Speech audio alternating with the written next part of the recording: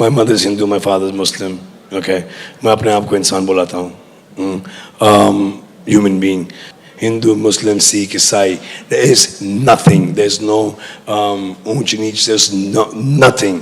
मेरे पेरेंट्स हिंदू थे, पर मैं अपने को हिंदू नहीं मानता हूं, मैं अपने को इंसानियत मानता हूं, इंसान मानता हूं. बाई चांस मैं जमा हूं हिंदू जगह घर, और आप जमे हैं इस्लाम के घर, और दूसरे जमे उनके घर, पर सबसे ज्यादा है इंसानियत. और अभी तक मजहब ने, कोई भी मजहब हो, इंसानियत के ऊपर अमल नहीं किया. आपने 12-13 साल से इसमें स्टडी कर रहे हैं, मैंने 30 साल से स्टडी कर रहा हूं, बाल मेरे सफेद हो गए हैं, रोटी के लिए मैं बिजनेस करता हूं. पर जो किताबों के आपने पढ़े हैं, आपने ये जांच की वो किताबें किसने लिखी हैं? हजारों साल बाद लिखी हैं. पहले एक जुबान की बात होती थी, कोई राम राम राम कह के उसके कहावत है मर मर मर कहने लगा, उसको पूजना है. वेदा ऐसी थी, ग्रीक मैथोलॉजी ऐसी थी, इजिप्शियन मैथोलॉजी ऐसी थी, एब्राहम से लेके मोसेस तक, और आपके मोहम्मद साहब के तक. आपका मोहम्मद साहब का जो किताब लिखेगी कुरान 50 साल बाद लिखेगी, और नहीं 40-50 कोई भी हो. पर मुझे माफ करना साहब, मैं आपसे एक सवाल ये उठना चाहता हूं. हम सब इंसान है, इंसान को एक करके सब मजहब 21st सेंचुरी में इंसानियत मजहब क्यों नहीं बनाते? जो आप ठहर, मैंने अभी खत्म नहीं किया जनाब, मैंने हमने खत्म नहीं किया. हाँ, मैं ये कह रहा हूं साहब, आप अपना पर्सनल मजहब है रखिए, अपने घर में रखिए, बस स्टेट में और दूसरों के ऊपर ना लाइए, वार ना करिए, लड़ाई ना करिए. एक माफी चाहता हूं, ऐसी हजारों चीजें मैं दूसरे मजहब में निकाल सकता हूं. मैं आपसे पूछना चाहता हूं, खलीफा 40 साल के अंदर मर गए, मर्डर हुए, असैसिनेट हुए, और अली साहब जो थे वो ग्रैंडसन हमारे पैगंबर के थे. ये चीजों के हवाला दूसरों में भी है, मैं हजारों दे सकता हूं, पर इसका सवाल मैं आपसे कहना चाहता हूं. भाई साहब ने अच्छा सवाल पूछा, लंबा था, तकरीर थी छोटी. भाई साहब ने कहा कि वो हिंदू धर्म में पैदा हुए लेकिन हिंदू नहीं है, इंसान है. क्यों ना हम एक मजहब इंसानियत बनाते हैं? उनका जो कहना है वो इंसान है. भाई साहब, हर शख्स, हर इंसान जो पैदा होता है वो इंसानी होता है, लेकिन सिर्फ इंसान होना काफी नहीं है. इंसान होना जरूरी है. हर मुसलमान पहले इंसान होना जरूरी है उसे. इस्लाम की सारे बातें, एक भी बातें मैंने कहा मैं तकरीर में, इंसानियत के खिलाफ नहीं है. एक भी बातें मैं चैलेंज करता हूं, आप एक भी बात इस्लाम की बुनियादी बात बताओ जो इंसानियत के खिलाफ है.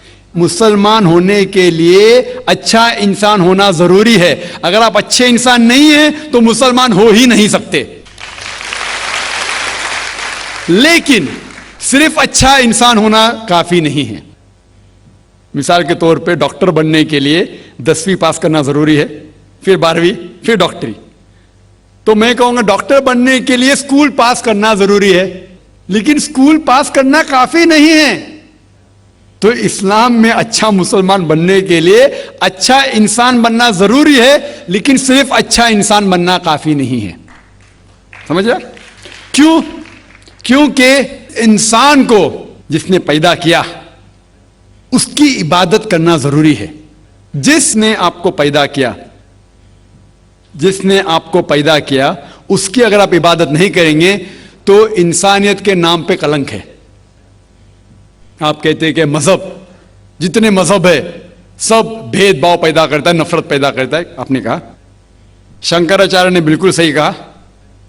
शंकराचार्य ने कहा कि कोई भी मजहब नहीं सिखाता कि आपस में भेदभाव करना. उनकी भी स्टडी है, मेरी भी स्टडी, आपकी भी स्टडी है. आपने कहा कि मैंने 10-12 साल किया, आपने 30 साल किए. अगर आप 30 साल किए उसका मतलब नहीं कि आप मुझसे अच्छे हैं, जरूरी नहीं. मैंने नहीं कहा कि आपने कहा, मैंने ये भी नहीं कहा कि आपने कहा. मैंने कब कहा कि आपने कहा? मैं कह रहा हूं. मैंने कब कहा कि आपने कहा? मैं कह रहा हूं क्योंकि आपने कहा कि अब 30 साल की स्टडी की। मैं हिंदू मजहब पे भी चंद साल के अल्हम्दुलिल्लाह सुम्मा अल्हम्दुलिल्लाह कई शंकराचार्य से बात की, कई स्वामी जी से बात की, कई प्रीस्ट और फादर से अमेरिका में की। मैं तो अभी तक जवान हूं माशाअल्लाह, अल्लाह का फजल है, अल्लाह का फजल है। आपने कहा कि मजहब भेदभाव करता है, यह कहना बिल्कुल गलत है। मजहब भेदभाव नहीं करता। जो मजहब के मानने वाले हैं वो मजहब को सही तरीके से नहीं समझते हैं, इसीलिए भेदभाव पैदा करते हैं, वो अलग बात है। गलती है मजहब के मानने वाले की, मजहब की नहीं। ये कह रहे हैं कि मजहब की, मिसाल के तौर पे एक मर्सिडीज कार है, मर्सिडीज कार है, मुझे ये जानना है कि मर्सिडीज कार कितनी अच्छी है। तो एक ड्राइवर मर्सिडीज कार चलाते जो ड्राइविंग जानते ही नहीं और मर्सिडीज कार को ठोक देते, तो किसकी गलती है, मर्सिडीज गाड़ी की कि ड्राइवर की? अगर आपको जानना है मर्सिडीज कार कितनी अच्छी है तो आपको यह देखना चाहिए स्पेसिफिकेशन, उसका पावर कितना है, हॉर्स पावर कितना है, माइलेज कितना है, सेफ्टी मेजर कितना है, उसकी तहकीक करने के बाद आपको कहना चाहिए कि कितनी अच्छी मर्सिडीज कार है। अगर जानना चाहिए कितनी अच्छी है तो उसको बिठाओ जो ड्राइविंग जानता है। तो इसीलिए इस्लाम को जानने के लिए मुसलमानों को मत देखो, अगर देखना है तो मोहम्मद सल्लल्लाहु अलैहि वसल्लम को देखो। आप मुझे मत देखो, मुझे मत देखो, हमारे आज के मुसलमान को मत देखो। देखो जो सबसे अच्छा ड्राइवर है, सबसे अच्छा इस्लाम को समझ चुका है, वो मोहम्मद सल्लल्लाहु अलैहि वसल्लम है। उनको देख के इस्लाम की तहकीक करो, और तहकीक करने के लिए आपको इस्लाम की किताब पे जाना पड़ेगा। और आपने जो कहा आखिर के अंदर कि सारी मजहब किताब बाद में लिखी गई, पहला कहना था, आप काफी हद तक के सही है, आप काफी हद तक के सही है कि आप बिल्कुल सही फरमाते, लेकिन यह कहना कि सारी मजहब की किताब उसमें गलती है। अक्सर मजहब कितने किताब है, वेद हो, उपनिषद हो, बाइबल हो, ओल्ड टेस्टामेंट हो, न्यू टेस्टामेंट हो, आपने कहा मूसा अलैहिस्सलाम से लेके वहां सही था, लेकिन आखिरी में जो आपने गलती की मोहम्मद सल्लल्लाहु अलैहि वसल्लम, वहां गलती की। आखिर में आके आप अटक गए, आखिर में आके आप फंस गए। आपने शायद इस्लाम का मुताला सही तरीके से नहीं किया होगा, आपने शायद अरुण शुरू की किताब पढ़ी होगी। अगर आप कोई मजहब का मुताला करना चाहते हैं तो जो मजहब को समझ चुका है उसकी किताब पढ़ो। आप अगर अरुण शुरू की किताब पढ़ेंगे और इस्लाम के मुताला करा कहेंगे, ये किधर का सही फैसला है? मैं कहता हूं अरुण शुरू जैसे लोग की पढ़ी होंगी, क्योंकि जब भी कुरान नाजिल हुआ, जब भी कुरान की आयत नाजिल होती थी, मोहम्मद सल्लल्लाहु अलैहि वसल्लम अनपढ़ थे। जब भी कोई आयत नाजिल होती थी वो उसे याद करते थे और अपने साथियों सहाबा से उसकी तिलावत करते थे और सहाबा फौरन उसे लिख लेते थे। तो मोहम्मद सल्लल्लाहु अलैहि वसल्लम की मौजूदगी में हर आयत लिखी जाती थी और वो उसे चेक कर, मिसाल के तौर पे इक़रा बिस्मि रब्बिकल लज़ी खलक़ आयत नाजिल हुई, उन्होंने याद किया, सहाबा से कहा, सहाबा ने लिखा इक़रा बिस्मि रब्बिकल लज़ी खलक़, पढ़ के सुनाओ, पढ़ा, हाँ सही। अगर गलती होती तुम्हारी टोक देते थे। तो मोहम्मद सल्लल्लाहु अलैहि वसल्लम की मौजूदगी में जब भी अल्लाह सुब्हानहू व तआला आयत नाजिल करते थे वो याद करते थे और लिखवाते थे और चेक भी करते थे। सारा कुरान मजीद मोहम्मद सल्लल्लाहु अलैहि वसल्लम की मौजूदगी में लिखा गया। आप जो कह रहे वो हजरत उस्मान का जिक्र कर रहे, वही तो अफसोस की बात है, आपने सही मुताला किया ही नहीं। हजरत उस्मान ने कई साल बाद, 40-50 साल बाद, जो आप कह रहे 40-50 यहां से आपको आया, उनने क्या कहा कि इस कुरान मजीद का जो नुस्खा है उसको और नुस्खे बनाए जाए और बाकी लोग में फैला दिया जाए, क्योंकि लोग को इख्तिलाफ था रवानगी के अंदर। तो उसको दूर करने के लिए हजरत उस्मान रज़ियल्लाहु अन्हु उनने कहा कि जो नुस्खा मोहम्मद सल्लल्लाहु अलैहि वसल्लम की मौजूदगी में था, उनने अपनी बीवी को दिया, हजरत हफ्सा को, और जो हजरत उमर की बेटी थी उनके पास महफूज था, उनने लिया, और सहाबा 5-6 सहाबा जो ज़ैद बिन थाबित रज़ियल्लाहु अन्हु उनकी सदारत में उसकी नकल की, और ये नकल हुए नुस्खे को दुनिया के अलग अलग जगह पे फैलाइए। और एक नुस्खा अब भी मौजूद है कोप्टा की म्यूजियम में, कोप्टा की म्यूजियम इस्तांबुल में। तो आप जो जिक्र कर रहे हैं वो उतारे हुए कुरान शरीफ का जिक्र कर रहे, जो हकीकत में कुरान शरीफ है वो मोहम्मद सल्लल्लाहु अलैहि वसल्लम की मौजूदगी में लिखा गया था। उनने खुद उसको चेक की क्या सही था, और जब भी आयत नाजिल होती थी अपनी सही जगह पे उसे लिखवा लेते थे मोहम्मद सल्लल्लाहु अलैहि वसल्लम। तो ये कहना बाकी मजहब की किताब में अक्सर अब सही है। मिसाल के तौर के ऊपर बाइबल 70 ईयर्स बाद लिखा गया है, वेद वो सैकड़ों साल बाद लिखा गया है। कितनी पुरानी वेद है, कभी वेद आया दुनिया में ये किसी को पता ही नहीं। वो आपके हिसाब से, स्वामी दयानंद सरस्वती के हिसाब से 1310 मिलियन ईयर्स ओल्ड, 1310। आप थोड़ी ठेकेदार है मजहब के, आप ठेकेदार है मजहब के क्या? नहीं ठेकेदार है ना।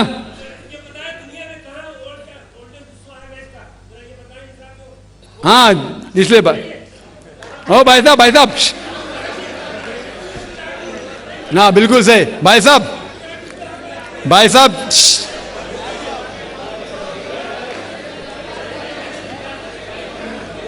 साहब, इसीलिए इख्तिलाफ जो है ये कम इल्मी के वजह से,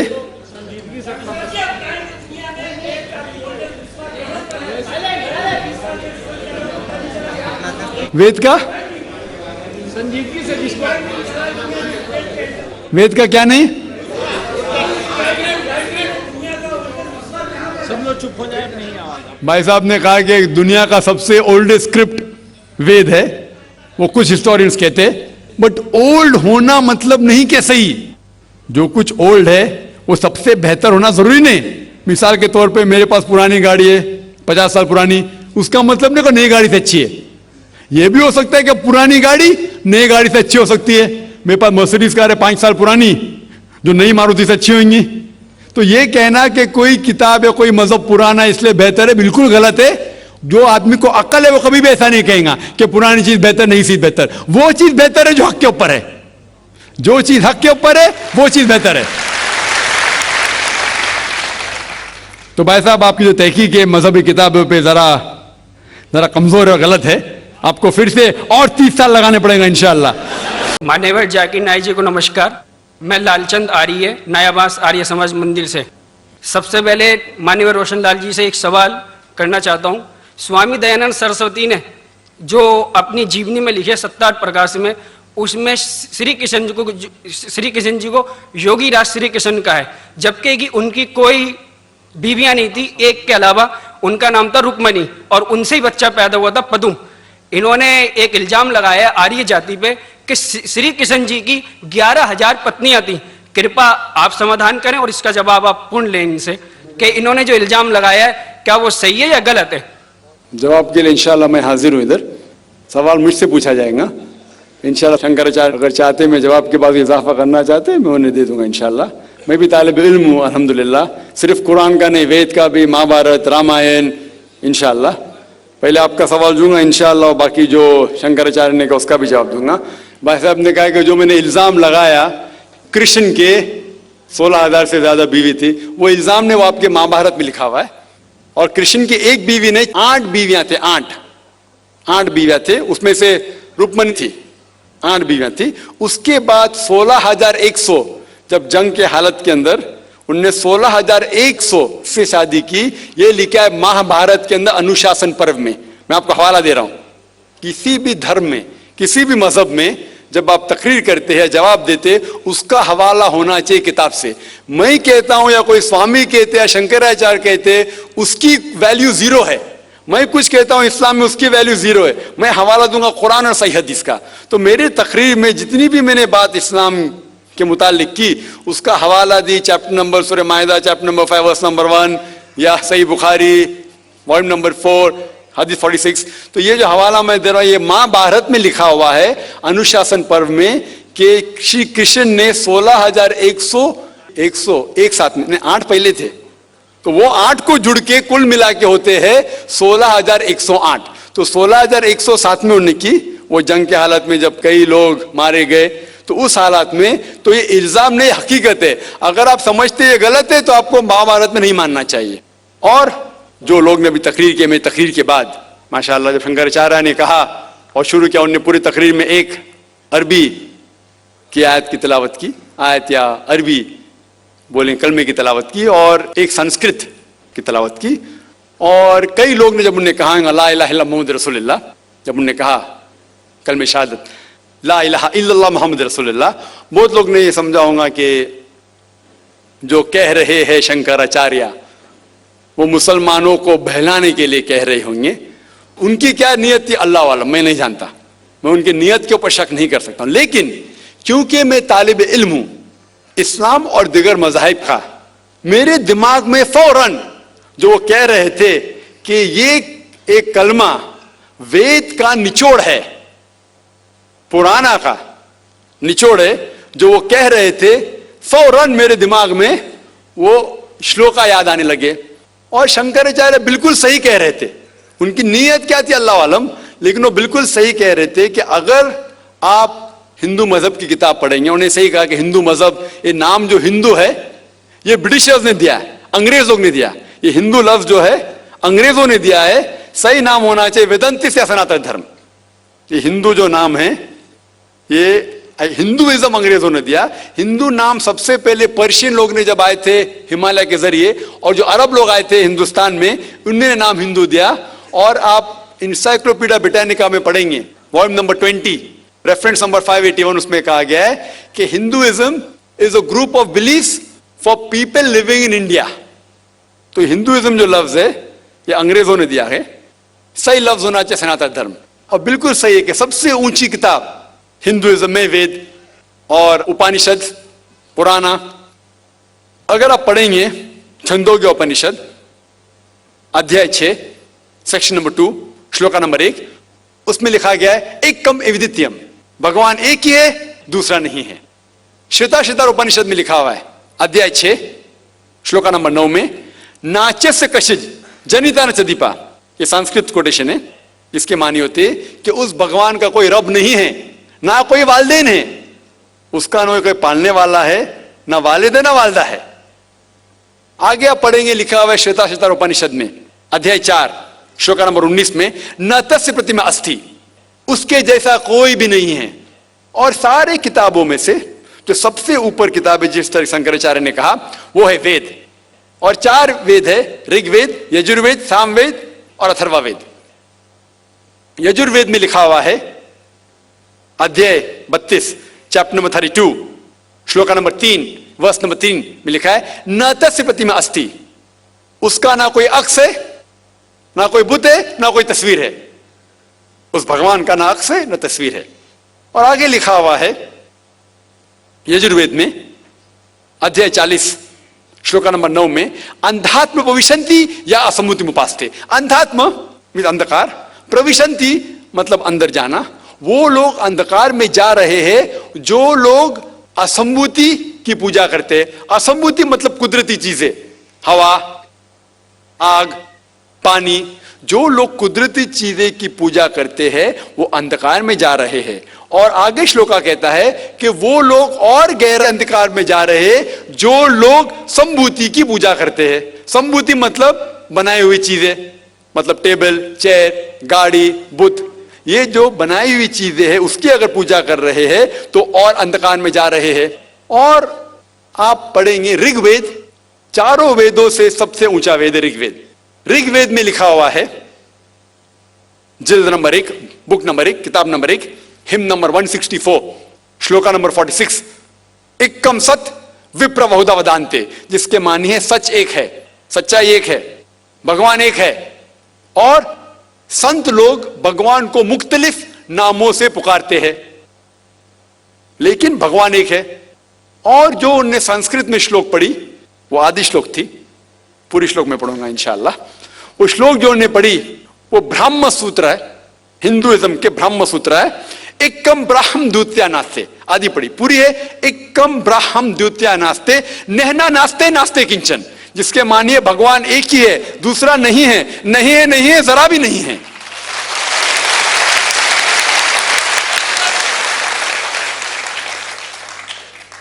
ये पूरा ब्रह्म सूत्र है। वक्त की किल्लत की वजह से उन्हें आधा पढ़ा और मुझे ऐसा लग रहा था जैसे कि उनने मेरी एक तकरीर सुनी जिसका मौजू है similarities between Hinduism and Islam. Hinduism और इस्लाम में यकसानियत। ये हो गया पहले पार्ट कलमा का, ला इलाहा इल्लल्लाह, ना कोई माबूद है अल्लाह के सिवा। अभी दूसरे पार्ट है मोहम्मद सल्लल्लाहु अलैहि वसल्लम, मोहम्मद रसूलुल्लाह, मोहम्मद सल्लल्लाहु अलैहि वसल्लम रसूल है। और अगर आप पढ़ेंगे, इसके ऊपर एक तकरीर में दी है, सिर्फ मोहम्मद सल्लल्लाहु अलैहि वसल्लम के बारे में जिक्र दीगर मज़ाहिब की किताबों में, खुसूसन हिंदुइज्म के। और अगर आप पढ़ेंगे पुराना का जिक्र किया उन्होंने, भविष्य पुराना में पर्व 3 खंड 3 अध्याय 3 श्लोका 5 to 8, उसमें लिखा हुआ है कि एक मलेच्छा आएगा। मलेच्छा मतलब फॉरेनर, बाहर का कोई शख्स आएगा, उसका नाम होगा मोहम्मद। वो अपने साथियों के साथ आएगा, जिसका मतलब साहबियों के साथ, और वो लोग को सही दिशा दिखाएगा और राजा भोज उनको इज्जत देंगे।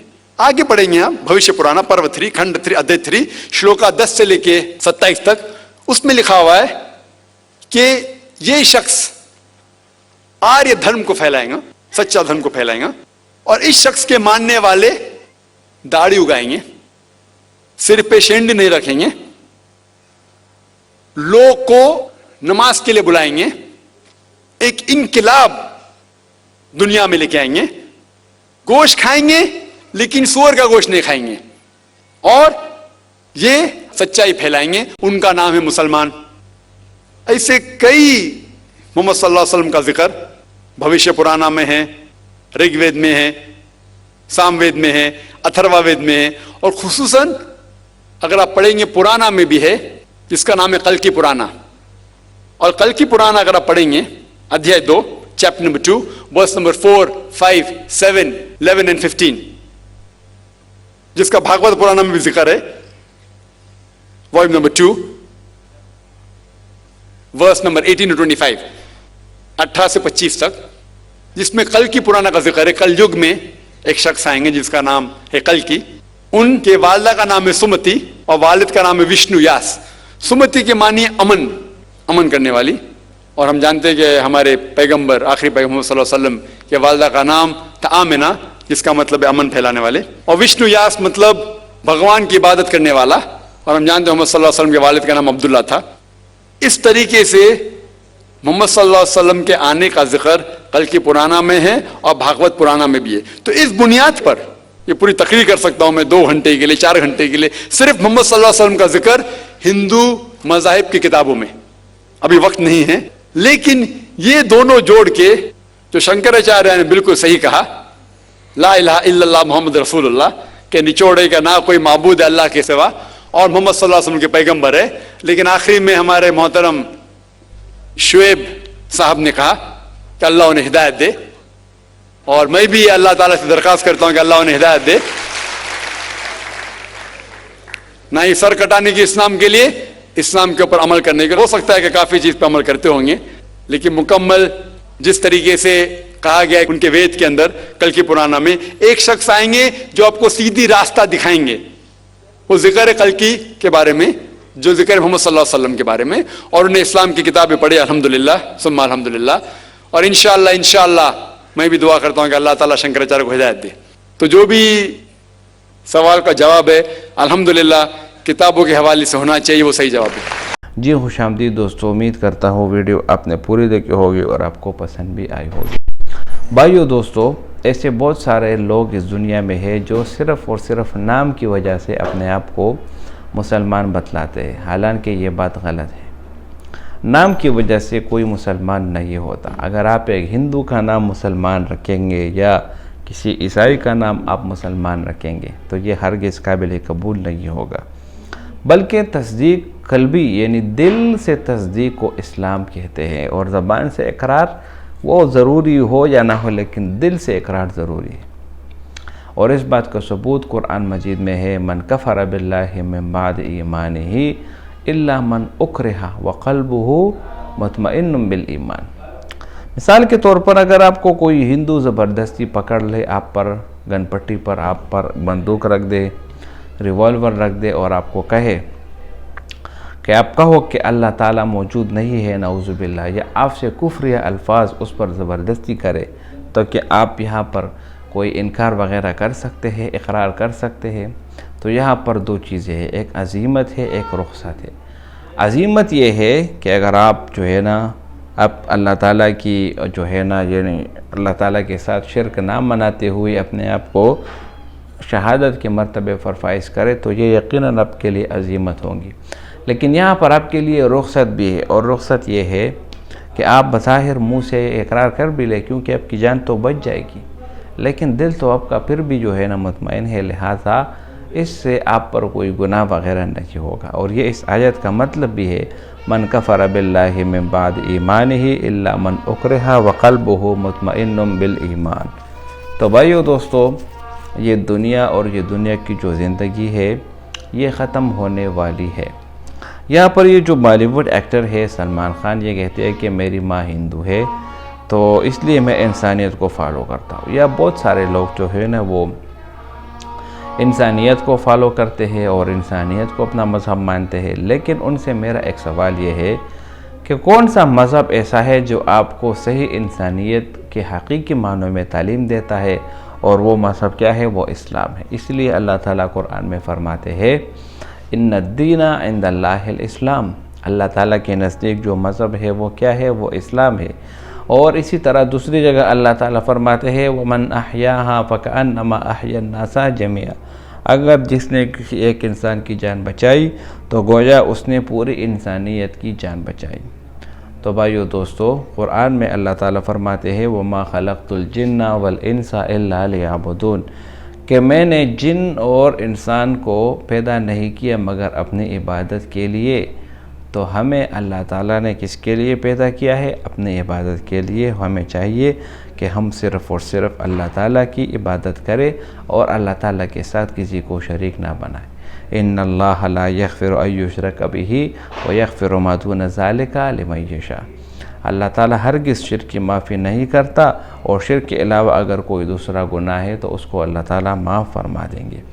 उम्मीद करता हूँ ये वीडियो आपको पसंद आई होगी। अगर वीडियो आपको पसंद आए इस चैनल को सब्सक्राइब करें। बहुत शुक्रिया।